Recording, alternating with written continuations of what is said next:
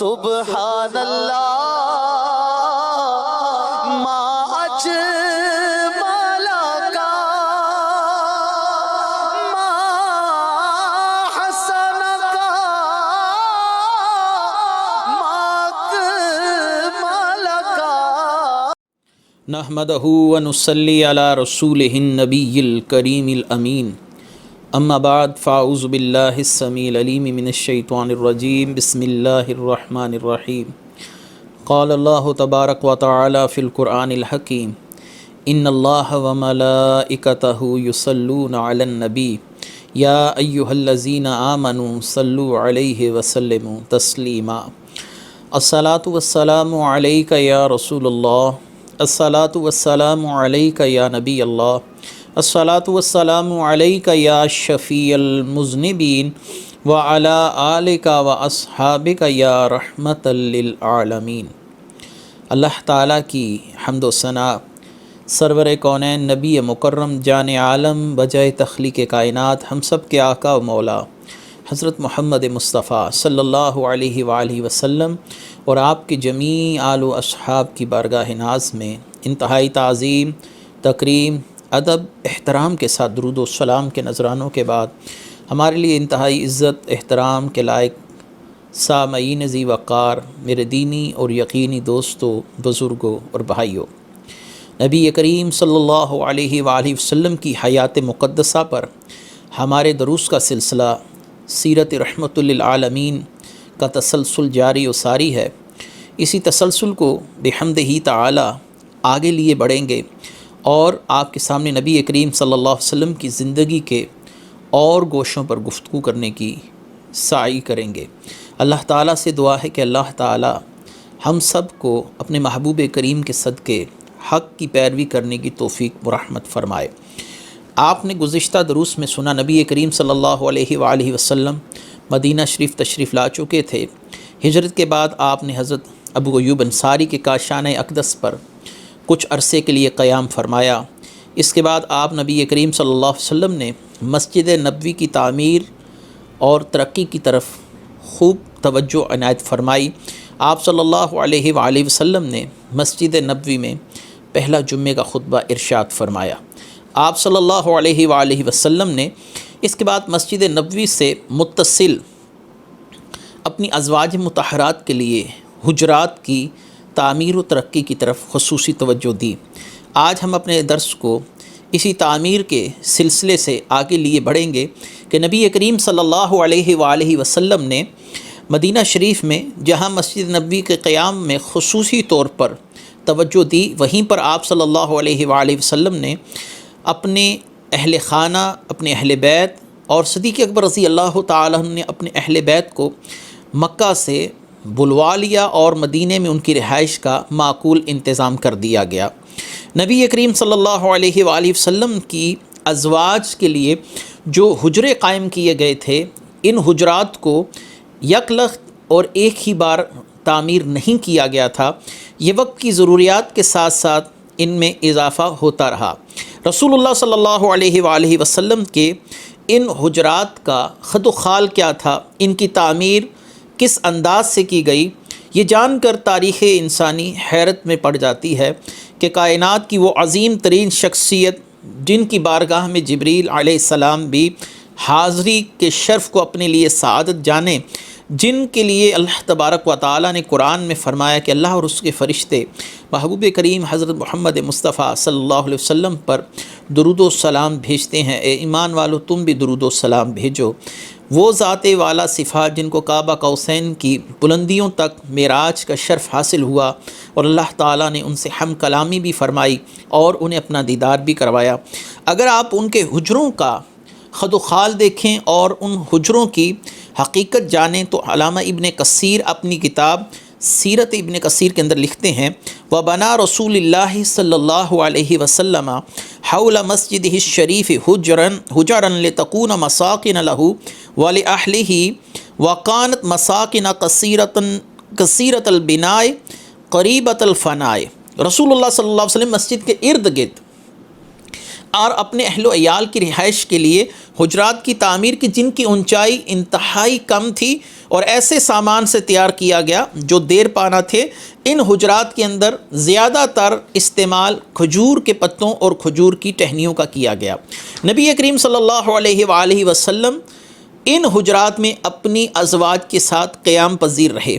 آپ صلی اللہ علیہ وآلہ وسلم کے ان حجرات کا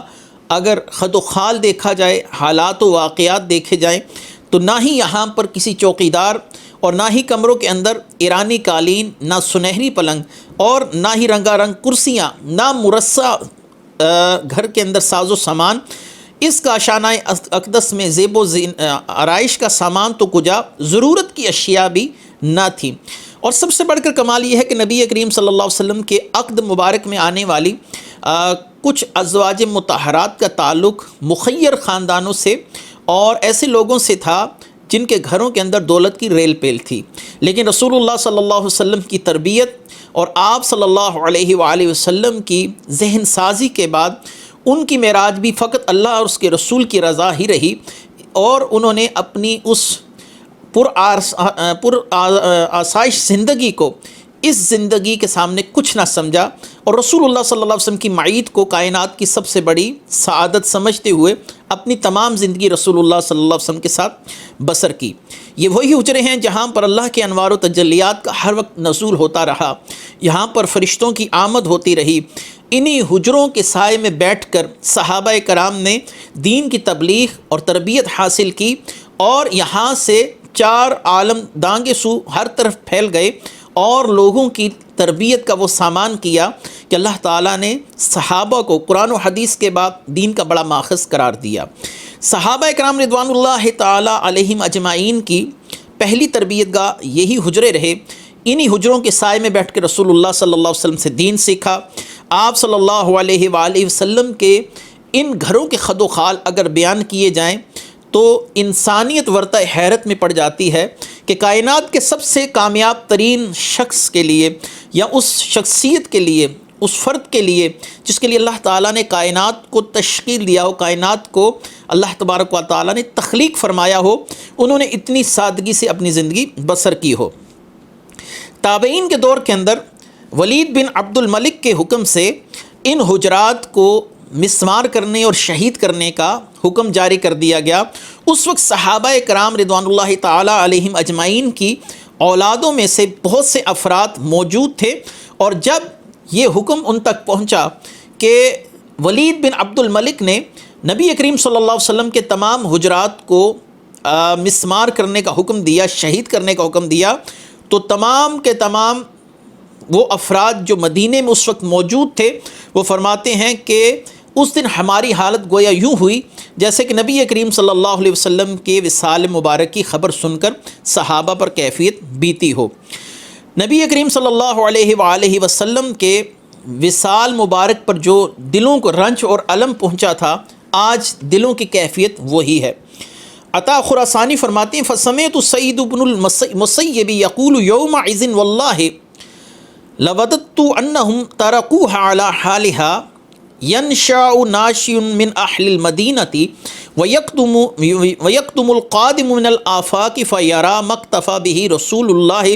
صلی اللہ علیہ وسلم فی حیاته فيكون ذلك مما يزهد الناس في التفاخر والتقاصر۔ عطا فرماتے ہیں اس دن سعید بن مسیب جو جلیل القدر تابعین میں سے ہیں، اور آپ نے بہت سے صحابہ کرام کی زیارات کی اور ان سے حصول علم کیا۔ آپ فرماتے ہیں سعید بن مسیب باخدا مجھے یہ بات بڑی پسند تھی کہ ان حجروں کو اس حال میں رکھا جائے، رسول اللہ صلی اللہ علیہ وسلم کے حجرہ مبارک کو جن کے آگے کالے بالوں والے پردے لٹک رہے ہوتے تھے، اور رسول اللہ صلی اللہ علیہ وآلہ وسلم کے ان حجروں کو دیکھ کر نوخیز نسل اور اطراف و اکناف سے آنے والے لوگ دیکھتے کہ اللہ تعالیٰ کے محبوب نے اپنی حیات مقدسہ کس قناعت کے ساتھ گزاری ہے۔ اس طرح لوگوں کے دلوں میں دوسروں پر اپنی بڑائی جتانے اور نسب تفاخر مال کی کثرت میں بازی لے جانے کا شوق دم توڑ دیتا۔ لوگ ان چیزوں کی طرف راغب نہ ہوتے، وہ دنیا کے اندر نہ پھنستے، لیکن ان حجروں کے مسمار کرنے کا اور شہید کرنے کا جو حکم جاری ہوا اس سے تابعین فرماتے ہیں ہمارے دلوں کو بہت تکلیف پہنچی۔ معاذ بن محمد الانصاری فرماتے ہیں کہ جب عطا خرسانی اپنی گفتگو سے فارغ ہوئے تو عمران بن ابی انس رضی اللہ تعالیٰ عنہ یوں گویا ہوئے کہ حضور کے مکانات میں 4 مکانات ایسے تھے جن کی بیرونی دیواریں کچی اینٹوں سے اٹھائی گئیں اور ان درونی کمروں کی دیواریں کھجور کی ٹہنیوں کو جوڑ جوڑ کر بنائی گئی تھیں، اور 5 مکانات ایسے تھے جن کی بیرونی دیواریں کمرے سب کے سب کھجور کی شاخوں پر ترتیب دیے گئے تھے اور انہی پر تعمیر کیے گئے تھے۔ دروازوں پر بالوں سے بنے ہوئے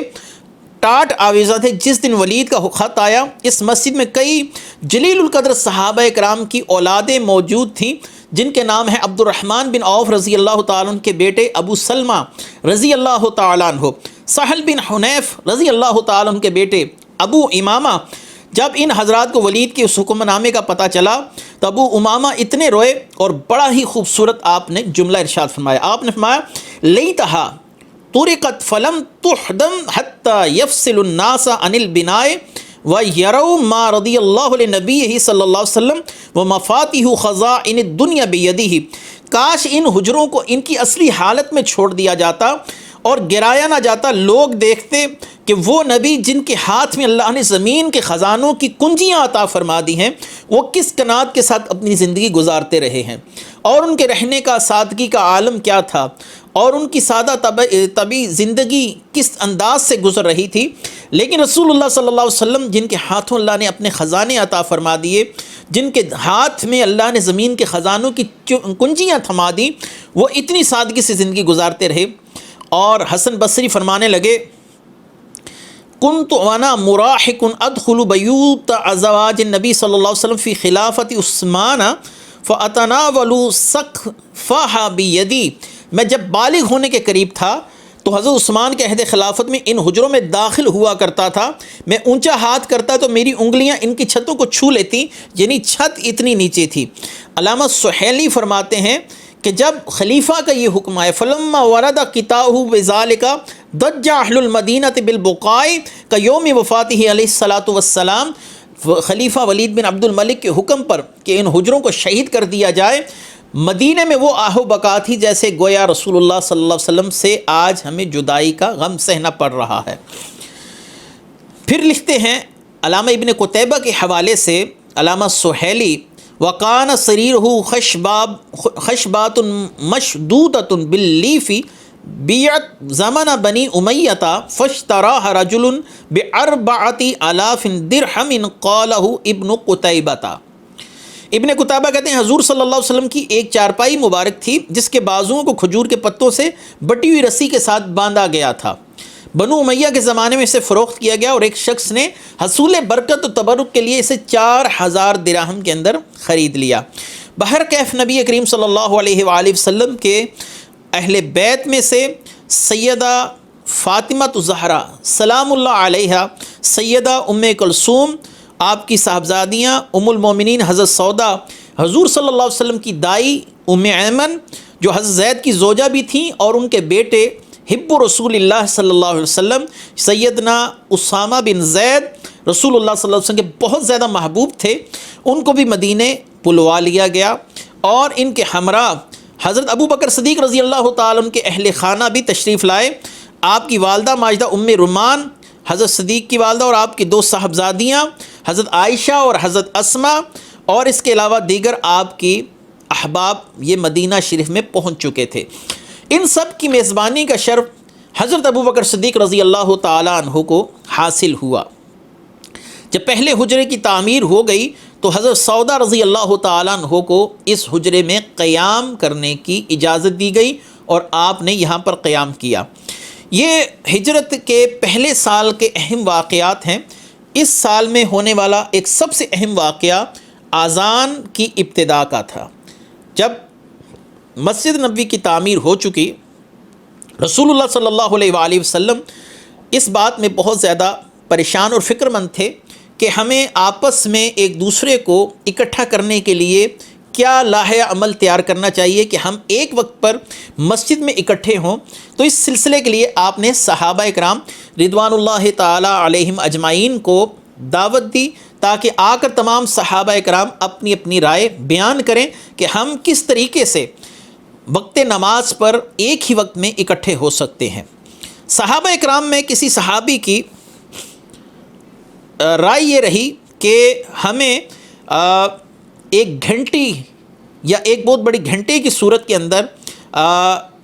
استعمال کرنا چاہیے اس کو، تاکہ لوگ مسجد میں وقت نماز کے لیے حاضر ہو جائیں اور ایک جگہ پر اکٹھے ہو کر نماز پڑھی جا سکے۔ رسول اللہ صلی اللہ علیہ وآلہ وسلم نے فرمایا ہوا من امر الیہود، یہ یہودیوں کا طریقہ ہے، میں اسے پسند نہیں کرتا۔ کہا گیا یا رسول اللہ صلی اللہ علیہ وآلہ وسلم پھر کیوں نہ ناقوس پھونکا جائے، یعنی ایک بلند آواز کے ساتھ ایک آلہ ہوتا ہے اس سے آواز نکالی جائے تاکہ لوگوں کو پتہ چل جائے کہ نماز کا وقت ہے اور تمام لوگ مسجد کے لیے آ جائیں۔ آپ صلی اللہ علیہ وسلم نے اس رائے کو بھی ناپسند فرمایا اور فرمایا ہوا من امر النصارى، یہ یہودیوں کے بعد عیسائیوں کا طریقہ ہے۔ اور اس کے بعد کہا کہ یا رسول اللہ صلی اللہ علیہ وسلم ہمیں چاہیے کہ کسی بلند مقام پر آگ جلا دیں تاکہ صحابہ کرام کو دور سے دیکھ کر پتہ چل جائے کہ نماز کا وقت آ چکا ہے۔ آپ نے فرمایا ذالک للمجوس، یہ مجوسیوں کا شیوہ ہے، یہ مجوسیوں کا طریقہ ہے، نہ ہی ہم گھنٹی کی صورت میں، نہ ناقوس کی صورت میں، نہ آگ کی صورت میں لوگوں کو اکٹھا کر سکتے ہیں۔ اور ایک شخص نے کہا پھر یہ ہو سکتا ہے کہ اولا تبعثون رجل ینادی بالصلاۃ، کہ ہم نماز کا وقت ہو تو ایک شخص بلند آواز سے اعلان کرے کہ نماز کا وقت ہو چکا ہے۔ آپ صلی اللہ علیہ وسلم نے اس رائے کو پسند فرمایا اور بلال رضی اللہ تعالیٰ عنہ حکم دیا یا بلال قم فنادی بالصلاۃ، اے بلال کھڑے ہو جائیے اور نماز کے لیے بلند آواز سے اعلان کیجیے۔ اس مجلس مشاورت میں رسول اللہ سے محبت کرنے والے عبداللہ بن زید، جن کے متعلق آپ ذخیرہ احادیث میں اور سیرت مبارکہ کی کتب کے اندر رسول اللہ صلی اللہ علیہ وسلم سے محبت اور وابستگی کے بہت سے واقعات پڑھتے ہیں، یہ وہی عبداللہ بن زید ہیں جنہوں نے نبی کریم صلی اللہ علیہ وآلہ وسلم سے کہا یا رسول اللہ اگر میں آپ کو نہ دیکھوں تو مجھے گمان ہے کہ میں مر جاؤں گا۔ اور ایک اور واقعہ کہ جب رسول اللہ صلی اللہ علیہ وسلم کا انتقال ہوا، یہی عبداللہ بن زید تھے جنہوں نے اللہ تعالیٰ سے اپنی بصارت واپس اللہ کی بارگاہ میں لوٹانے کی درخواست کی تھی، یا اللہ میری بصارت لے لی جائے تاکہ میں دونوں آنکھوں سے نابینا ہو جاؤں، میں رسول اللہ کے بعد اب کسی اور کا چہرہ نہیں دیکھ سکتا۔ رسول اللہ صلی اللہ علیہ وسلم کی بے چینی حضرت عبداللہ بن زید سے نہیں دیکھی گئی، کیونکہ آپ صلی اللہ علیہ وسلم اس مسئلہ میں بہت بے چین تھے کہ ہمیں اپنا ایک ایسا لاہے عمل تیار کرنا چاہیے نمازیوں کو بلانے کے لیے جو بہت حد تک بہتر بھی ہو اور جس کے اندر اسلام کی شان و شوکت اور اسلام کی رفعت کا بھی پتہ چلے۔ عبداللہ بن زید بھی اسی تذبذب اور اسی پریشانی میں اپنے گھر کی طرف لوٹ گئے۔ آپ صلی اللہ علیہ وآلہ وسلم بھی پریشان تھے۔ عبداللہ بن زید فرماتے ہیں کہ رات کو میں نے خواب میں دیکھا ایک شخص جس نے 2 سبز رنگ کی چادریں اوڑھ رکھی ہیں اور اس کے ہاتھ میں ایک ناقوس ہے، اور اس نے وہ مجھے سونپا اور انہوں نے کہا یا ابا عبداللہ اتبیع ھذا الناقوس، اے عبداللہ اس ناقوس کی لین دین کرو گے، یعنی ہم سے اس کا سودا کرو گے؟ تو میں نے ان سے کہا کہ میں یہ نہیں لوں گا۔ انہوں نے کہا تم اسے لے کر کیا کرو گے؟ ہم تمہیں اس سے زیادہ بہتر بات نہ بتائیں کہ اس سے بہتر معاملہ کیا ہے؟ میں نے کہا ضرور۔ انہوں نے کہا کہ یہ بات رسول اللہ صلی اللہ علیہ وآلہ وسلم کی خدمت میں جا کر عرض کرو کہ لوگوں کو بلانے کے لیے یوں پکارا جائے اللہ اکبر اللہ اکبر اللہ اکبر اللہ اکبر اشہد ان لا الہ الا اللہ اشہد ان لا الہ الا اللہ اشہد ان محمد الرسول اللہ اشہد ان محمد الرسول اللہ حی علی الصلاۃ حی علی الصلاۃ حی علی الفلاح حی علی الفلاح اللہ اکبر لا الہ الا اللہ۔ عبداللہ بن زید کہتے ہیں کہ یہ کلمات جیسی خواب کے اندر مجھے اشارتاً بتائے گئے، میں نے صبح ہونے کا بھی انتظار نہیں کیا اور نبی کریم صلی اللہ علیہ وآلہ وسلم کے کاشانہ اقدس کی طرف دوڑ لگا دی۔ آپ صلی اللہ علیہ وسلم کی خدمت میں حاضر ہوا اور اس سارے خواب کا تذکرہ آپ صلی اللہ علیہ وسلم کی بارگاہ میں عرض کیا۔ آپ نے فرمایا انہا لرؤیا حق انشاء اللہ تعالی، یہ خواب سچا خواب ہے انشاءاللہ تعالی۔ اور کمال کی بات یہ ہے اور دلچسپ بات کہ اسی رات ایسا ہی خواب اور اذان کے ایسے ہی کلمات حضرت عمر فاروق رضی اللہ تعالیٰ عنہ کو بھی خواب میں دکھائے گئے، لیکن آپ نے نبی کریم صلی اللہ علیہ وسلم کو رات کے اس پہر میں بیدار کرنا مناسب نہ سمجھا۔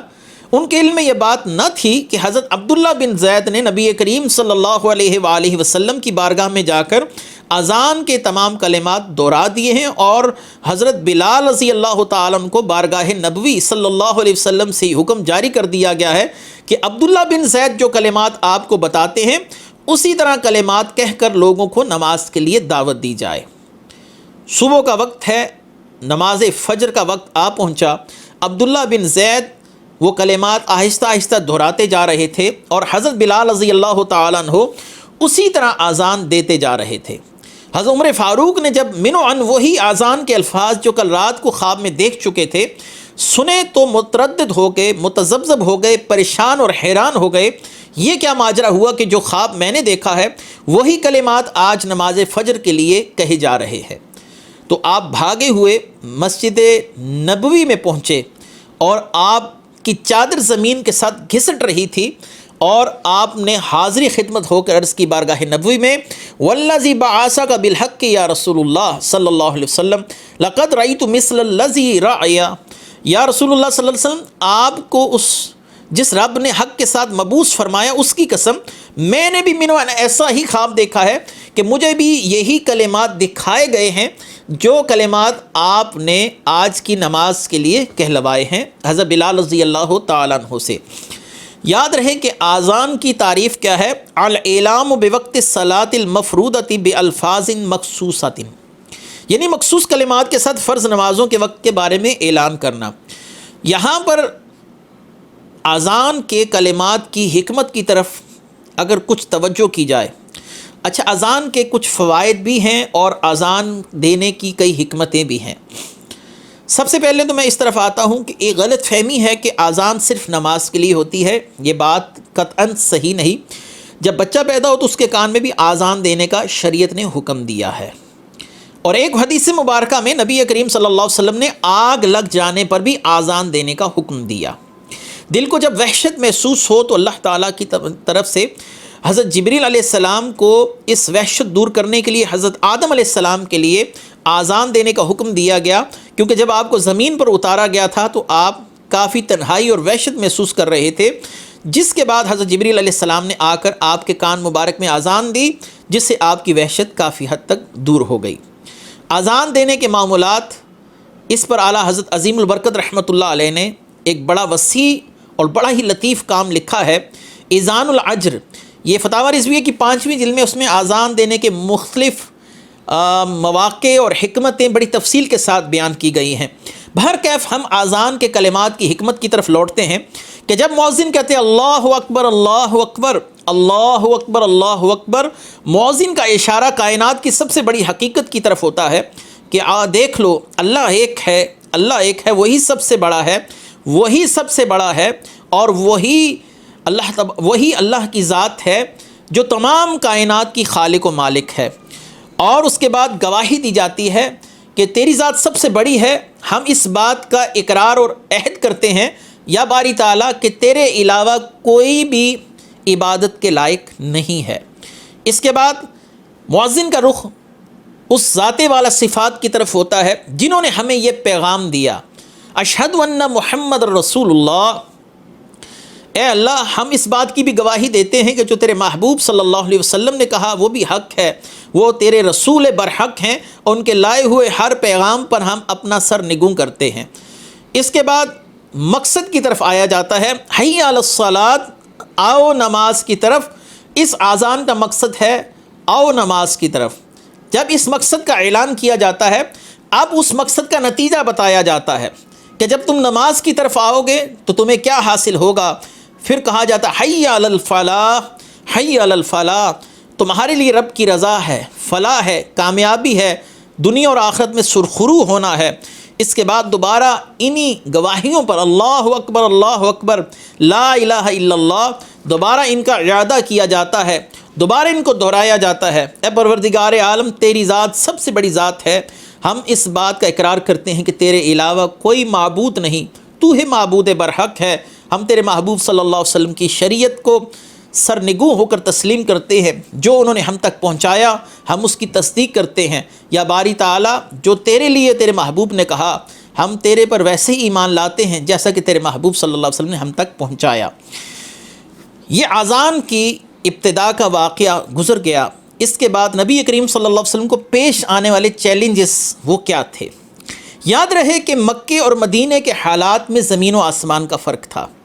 مکے میں ایک ہی قوم تھی، یعنی بت پرست قوم، جن کا فقط اور فقط ایک ہی مقصد بت پرستی تھا، اور رسول اللہ صلی اللہ علیہ وسلم کی مخالفت کی بڑی وجہ یہی تھی کہ آپ خدائے وحدہ لا شریک کی طرف دعوت دیتے ہیں اور ہمارے بتوں کی تکذیب کرتے ہیں۔ لیکن مدینے کے اندر حالات یکسر تبدیل تھے۔ مدینے کا تہذیب و تمدن، رہن سہن، مدینے کے لوگوں کا رکھ رکھاؤ، خد و خال، اور رسول اللہ صلی اللہ علیہ وسلم سے بغض اور کینہ رکھنے کی مختلف وجوہات تھیں۔ یہاں پر سب سے پہلے چونکہ یہود آ کر آباد ہوئے تھے، تو یہودی مدینے کے اندر کافی مستحکم صورتحال کے ساتھ رہ رہے تھے۔ ان کا یہاں پر بہت ہولڈ جس کو کہا جاتا ہے وہ تھا، اور اس کے بعد دوسرا بڑا گروہ نصارہ کا تھا، یعنی عیسائیوں کا، اور تیسرا اوس و خزرج، یہ بت پرستوں کے دو قبائل تھے جو آپس میں خانہ جنگی کے اندر زیادہ تر وقت گزار رہے تھے۔ نبی کریم صلی اللہ علیہ وآلہ وسلم کی آمد سے یہود کو کسی حد تک اطمینان قلب تو ہوا کہ وہی آخری نبی ہیں جو ہماری کتابوں کے اندر جن کی نشاندہی کر دی گئی اور جن کے متعلق ہمیں ہمارے انبیاء علیہم السلام نے واضح حکم دیا تھا کہ جب وہ نبی تشریف لائیں تو ان پر ایمان لانا، ان کی تصدیق کرنا۔ لیکن یہاں پر مسئلہ یہ تھا کہ یہودی حضرت عیسیٰ علیہ السلام کو نبی نہیں مانتے تھے۔ رسول اللہ صلی اللہ علیہ وسلم نے حضرت عیسیٰ علیہ السلام کی رسالت اور نبوت اور آپ پر اترنے والی کتاب پر جو بھی مسلمان ہوتا تھا اس کو ایمان لانے کا کہا جاتا تھا۔ یعنی رسول اللہ پر ایمان لانے کا تقاضا یہ بھی ہے کہ پچھلے انبیاء پر ایمان لا جائے، بشمول حضرت عیسیٰ علیہ السلام، ان پر اترنے والی کتاب پر بھی ایمان لایا جائے، جس کا انکار یہودی شروع سے کرتے رہے، اور یہودی حضرت عیسیٰ کو نہ نبی مانتے تھے نہ ان پر اترنے والی کتاب کی تصدیق اور تائید کرتے تھے۔ تو رسول اللہ صلی اللہ علیہ وسلم سے یہود کے بغض کی بڑی وجہ تو یہی رہی۔ اس کے علاوہ نبی کریم صلی اللہ علیہ وسلم کا بنو سیدنا اسماعیل علیہ السلام کی اولاد سے آنا، یہ بھی ایک ان کے حسد کی بڑی وجہ رہی۔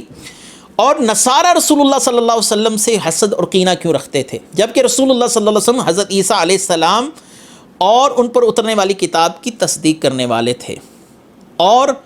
رسول اللہ صلی اللہ علیہ وسلم کا تصدیق کرنا بھی نصارہ کے دلوں سے رسول اللہ صلی اللہ علیہ وسلم کے خلاف بغض اور کینے کو ختم نہیں کر سکا۔ اب یہاں پر سوالیہ نشان یہ ضرور رہے گا کہ اس کی بڑی وجہ کیا رہی۔ اس کی بڑی وجہ یہ تھی کہ نصارہ حضرت عیسیٰ کو اللہ کا بیٹا مانتے تھے، اور انہوں نے اپنی کتابوں میں بہت حد تک تحریفات کر رکھی تھیں۔ ان تحریفات کا قلع قما رسول اللہ صلی اللہ علیہ وآلہ وسلم کی گفتگو سے، آپ کی تعلیم سے ہو رہا تھا۔ حضرت عیسیٰ اللہ کے بندے ہیں، آپ اللہ تعالیٰ کی قدرت کاملہ سے پیدا ہوئے، آپ بہت صاحب شان اور معجزات لانے والے نبی تھے، مگر آپ کے لیے یہ لفظ کہنا کہ آپ اللہ کے بیٹے ہیں، یہ غلو ہے، یہ شرک ہے، اور یہ اللہ تعالیٰ کی نافرمانی کا ارتکاب ہے۔ اگرچہ یہی تعلیم عیسائیوں کی اپنی کتابوں میں موجود ہے کہ رسول اللہ صلی اللہ علیہ وسلم نے جو پیغام ان تک پہنچایا وہ کوئی نیا پیغام نہیں تھا۔ اللہ کے وحدہ لا شریک ہونے کی تعلیمات انہیں اپنی انبیاء علیہم السلام سے پہلے ہی مل چکی تھی، اور ان کس پر اترنے والی انجیل حضرت عیسیٰ علیہ السلام پر جو نازل ہوئی اس کے اندر بھی براہ راست کئی مواقع پر، کئی مقامات پر آپ یہ دیکھ سکتے ہیں کہ اللہ کی وحدانیت کا پرچار کیا گیا۔ لیکن عیسائی اور یہودی علماء کرام اور عیسائی اور یہودی جو ان کے بانیان تھے اس وقت مذہب کے، ان لوگوں نے ایسا ایک تصور پیدا کر دیا تھا کہ وہ لوگ آسمانی کتابوں کو چھوڑ کر اپنے علماء کی بتائی ہوئی تعبیرات کو زیادہ معتبر اور معتمد سمجھتے تھے۔ تو رسول اللہ صلی اللہ علیہ وسلم اگرچہ وہی تعلیمات آگے لائے تھے جو زبور، تورات اور انجیل میں پہلے سے موجود تھیں، لیکن وقت کے ساتھ ساتھ تحریفات ہونے سے ان تعلیمات کا چہرہ مسخ ہو چکا تھا۔ لہٰذا مدینہ شریف کی مذہبی صورتحال مکے کی مذہبی صورتحال سے یکسر تبدیل تھی، اور سب سے بڑا چیلنج جو رسول اللہ صلی اللہ علیہ وآلہ وسلم کو مدینے میں درپیش تھا وہ منافقین کا وجود تھا۔ یہاں پر دو پرانے قبائل اوس و خزرج آباد تھے، اور ان دونوں قبائل کے اندر وقتاً فوقتاً جنگ کی صورتحال پیدا ہوتی رہتی تھی۔ رسول اللہ صلی اللہ علیہ وسلم کے ہجرت کر کے آنے سے قبل ایک بہت بڑا مارکا، ایک بہت بڑی جنگ ان دو گروہوں کے درمیان میں ہوئی، اور اس میں دونوں طرف سے بہت زیادہ خون ریزی ہوئی اور بہت زیادہ لوگوں کی اموات کا معاملہ ہوا۔ ان دونوں قبائل کے بڑے افراد نے سوچا اگر یہ جنگ یوں ہی جاری رہی تو دونوں قبائل کے افراد کی نسل آگے بڑھنے سے رک جائے گی، اور ہمیں باہمی مفاہمت کے ساتھ اور مصالحت کے ساتھ آپس میں مل کر رہنا چاہیے۔ لہٰذا ان دونوں قبائل کے افراد نے اپنی طرف سے متفقہ طور پر عبداللہ بن ابی کو اپنا حاکم اور ثالث مقرر کرنے پر غور و فکر شروع کیا، اور اس کے لیے بطور عزت اور بطور اعزاز ایک سونے کا تاج بھی بنوانے کا عہد کیا۔ عبداللہ بن ابی اس خوشی پر پھولا نہیں سما رہا تھا کہ اوس و خزرج نے اسے اپنے لیے حاکم مقرر کیا اور اس کا فیصلہ دل و جان سے قبول کرنے کا وعدہ بھی کیا۔ اسی اثناء میں نبی کریم صلی اللہ علیہ وآلہ وسلم ہجرت فرماتے ہیں اور مدینہ شریف میں تشریف لاتے ہیں۔ آپ صلی اللہ علیہ وآلہ وسلم کا مدینہ شریف میں تشریف لانا تھا۔ اوس و خزرج جہاں حضرت اسد بن زرارہ اور سیدنا مصعب بن عمیر رضوان اللہ تعالی علیہم اجمعین کی کاوشوں سے بہت سے لوگ داخل اسلام ہو رہے تھے،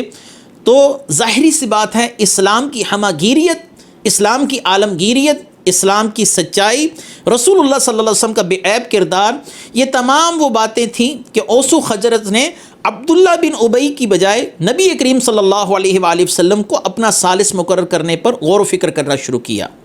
عبداللہ بن ابی جو اس عزت چھن جانے پر رسول اللہ صلی اللہ علیہ وسلم کی آمد کو ایک بڑا سبب سمجھ رہا تھا، اس کے دل میں رسول اللہ صلی اللہ علیہ وسلم کے لیے کینہ اور حسد پیدا ہوا۔ یہ وہی عبداللہ بن ابی ہے جس نے منافقین کی ہر میٹنگ کی قیادت کی اور اسلام کے خلاف ہر طرح کے عملی اقدامات کرنے میں کوئی کسر اٹھا نہ رکھی۔ اس کی بڑی وجہ اس کا اپنا مقام و مرتبہ گر جانا، لوگوں کا اس سے توجہ ہٹا کر سرور کونین حضرت محمد مصطفیٰ صلی اللہ علیہ وسلم کی بارگاہ میں اپنے فیصلے لے کر جانا، یہ تمام وہ صورتحال تھی جس کے بعد عبداللہ بن ابی اور بہت سے مفاد پرست لوگ جن کی قدر و قیمت نبی کریم صلی اللہ علیہ وسلم کے آنے سے صفر ہو کر رہ گئی تھی، وہ رسول اللہ صلی اللہ علیہ وسلم کے خلاف اپنی ریشہ دوانیوں میں اور اپنی منافقانہ چالوں میں مشغول ہوئے۔ یہی وجہ ہے کہ آپ جب مکے کی زندگی میں اترنے والی آیات کو غور و فکر سے دیکھتے ہیں تو اس کے اندر مشرکین کے عقائد و نظریات کی تردید اور اللہ تعالیٰ وحدہ لا شریک کے ایک ہونے پر کثرت سے دلائل پائے جاتے ہیں۔ لیکن جب آپ مدینہ شریف میں اترنے والی مدنی آیات کو غور و فکر سے دیکھتے ہیں، ایک کامیاب معاشرے کا قیام عمل میں لانے کی آیات، آپسی دوستانہ رویہ رکھنے کی آیات، ایک دوسرے کا احساس، ایک دوسرے کے ساتھ ایثار و جذبہ قربانی کا جذبہ اور منافقین کی تردید کا معاملہ یہاں پر نظر آتا ہے۔ سب سے خطرناک گروہ یہی منافقین کا گروہ رہا جو بظاہر اسلام کا لبادہ اوڑھ کر نبی کریم صلی اللہ علیہ وآلہ وسلم اور مسلمانوں کی خبریں غیر مسلموں تک پہنچاتے رہے۔ غزوہ خندق کے محرکات بھی ان منافقین کی وہ منافقانہ چالیں رہیں جن کا ذکر انشاءاللہ العزیز ہم اپنے اگلے درسوں میں کریں گے، اور وقتاً فوقتاً ان منافقین کے اٹھائے جانے والے اقدامات اللہ تبارک و تعالیٰ کی خفیہ تدبیروں کے باعث ناکام ہوتے رہے، کیونکہ اللہ تعالیٰ اپنے نور کو پورا کرنے والا ہے۔ اللہ تعالیٰ نے متعدد مقامات پر ان کی منافقانہ چالوں کے متعلق فرمایا کہ اللہ ان سے بہتر تدبیر فرمانے والا ہے، یہ اپنی چالیں چل رہے ہیں اور ایک تدبیر اللہ تعالیٰ فرما رہا ہے اور اللہ اپنی بہترین تدبیریں فرمانے والا ہے۔ لہٰذا نبی کریم صلی اللہ علیہ وآلہ وسلم کو تین طرف سے یہود و نصارہ اور یہ مشرکین قبائل اور اندرون خانہ منافقین سے سامنا تھا، لیکن آپ صلی اللہ علیہ وآلہ وسلم کی حکمت عملی، آپ صلی اللہ علیہ وسلم کی عقل مندی، آپ کی ذہانت و فطانت نے ایسے ایسے فیصلے صادر کر دیے جس کے بعد تمام اقوام عالم کو جھک کر رسول اللہ صلی اللہ علیہ وسلم کے قدموں پر گرنا پڑا۔ آپ صلی اللہ علیہ وآلہ وسلم نے جو پیغام یہود تک پہنچایا اور جو پیغام نصارہ تک پہنچایا، اس کے اندر رسول اللہ صلی اللہ علیہ وسلم کی رسالت اور نبوت اور اللہ کی وحدانیت کی واضح طور پر جھلکیاں دیکھی جا سکتی ہیں۔ میں آپ کے سامنے ایک مقام سے جو اس وقت موجودہ انجیل میں سے ہے، کتاب استثناء اور پرانا عہد نامہ، حضرت موسیٰ علیہ السلام اپنی قوم کو وعظ کرتے ہوئے فرماتے ہیں، اور خداوند نے مجھ سے کہا ہے میں ان کے لیے انہی کے بھائیوں میں تیری مانند ایک نبی برپا کروں گا، اشارہ نبی کریم صلی اللہ علیہ وسلم کی طرف ہے، اور اپنا کلام اس کے منہ میں ڈالوں گا، ما ینطق عن الہوی ان ہوا الا وحی یوحی۔ یہ سورہ نجم کی آیت ہے کہ یہ نبی جس سے جو کلام بھی کرتے ہیں وحی الہی کی روشنی میں ہی کرتے ہیں۔ وہی یہاں پر فرمایا اپنا کلام اس کے منہ میں ڈالوں گا، جو کچھ میں اسے حکم دوں گا وہی ان سے کہے گا۔ من یطیع الرسول فقد اطاع اللہ، جس نے رسول کی اطاعت کی اس نے اللہ ہی کی تو اطاعت کی، کیونکہ رسول جو بات بھی کہتے ہیں اللہ ہی کی طرف سے کہتے ہیں۔ اور جو کوئی میری ان باتوں کو جن کو وہ میرا نام لے کر کہے گا نہ سنے گا تو میں ان کا حساب ان سے لوں گا۔ کتاب استثناء ہے، باب 18 ہے، چیپٹر، آیت نمبر 17 سے 19 ہے۔ یہ موجودہ انجیل کا حوالہ ہے۔ یہود کے رسول اللہ صلی اللہ علیہ وسلم سے بغض رکھنے کی بڑی وجہ میں آپ کے سامنے بیان کر چکا، حتیٰ کہ ان کی کتابوں میں رسول اللہ صلی اللہ علیہ وسلم کی واضح نشانیاں اور رسول اللہ صلی اللہ علیہ وسلم کے لیے واضح احکامات موجود تھے۔ اب اس کے برعکس ہم نصارہ کی طرف جاتے ہیں۔ نصارہ کے لیے جو نیا عہد نامہ ہے جس کو انجیل کہا جاتا ہے، اس کے اندر باب یوحنا کے اندر ہے، لیکن میں تم سے سچ کہتا ہوں میرا جانا تمہارے لیے فائدہ مند ہے۔ حضرت عیسیٰ نے فرمایا کہ میرا جانا تمہارے لیے، اپنی قوم بنی اسرائیل سے کہہ رہے ہیں، تمہارے لیے فائدہ مند رہے گا، کیونکہ اگر میں نہیں جاؤں گا تو وہ مددگار تمہارے پاس نہ آئے گا، لیکن اگر جاؤں گا تو اسے تمہارے پاس بھیج دوں گا، وہ آ کر دنیا کو گناہ اور راست بازی اور عدالت کے بارے میں قصورور ٹھہرائے گا۔ یہ باب کتاب مقدس یوحنا باب 16 ہے، اس کی آیت نمبر 7 اور 8 ہے۔ اور اسی باب میں آگے آیت نمبر 13 میں، لیکن جب وہ سچائی کا روح آئے گا تو تم کو تمام سچائی کی راہ دکھائے گا، اس کے لیے وہ اپنی طرف سے نہ کہے گا، لیکن جو کچھ سنے گا اللہ کی طرف سے وہی کہے گا، اور تمہیں آئندہ کی خبریں دے گا۔ رسول اللہ صلی اللہ علیہ وسلم نے مستقبل کی ہزاروں خبریں دیں، علم ما کان ما یکون آپ کے لیے ثابت ہے۔ یہی بات انجیل کے اندر ہے کہ وہ تمہیں مستقبل کی خبریں دے گا، جیسا کہ دجال کا آنا، عذاب قبر کی کیفیات، پل صراط، جنت جہنم کے معاملات، یہ تمام کے تمام ہمیں نبی کریم صلی اللہ علیہ وسلم سے پہنچے۔ یاد رہے کہ اس وقت کے موجودہ یہودیوں اور عیسائیوں کے عقائد اگرچہ آسمانی کتابوں کے سراسر خلاف تھے، لیکن پادریوں کی صدیوں کی کاوش ان کے قلوب و اذہان میں اس قدر پیوست ہو چکی تھی کہ رسول اللہ صلی اللہ علیہ وسلم کو ابتدائی ایام میں کافی زیادہ مزاحمت کا سامنا کرنا پڑا۔ یہ وہ حالات تھے جن حالات میں نبی کریم صلی اللہ علیہ وآلہ وسلم نے مکے سے جب مدینہ ہجرت فرمائی تو آپ کو ان چیلنجز کا سامنا تھا۔ آگے ہم نبی کریم صلی اللہ علیہ وآلہ وسلم کے فیصلے، آپ کی حکمت عملیاں اور آپ صلی اللہ علیہ وسلم کے مدبرانہ فیصلوں کو دیکھیں گے، جن کی روشنی میں آپ نے اسلامی مواخات اور مدینہ کو ایک بنیادی طور پر مسلم اسٹیٹ بنانے کے اندر اہم کردار ادا کیا۔ اللہ تعالی ہمیں اپنے محبوب کریم صلی اللہ علیہ وآلہ وسلم کی سیرت مبارکہ سے اپنی زندگیوں کو سنوارنے کی توفیق مرحمت فرمائے۔ وآخر دعوانا ان الحمد للہ رب العالمین۔ سبحان اللہ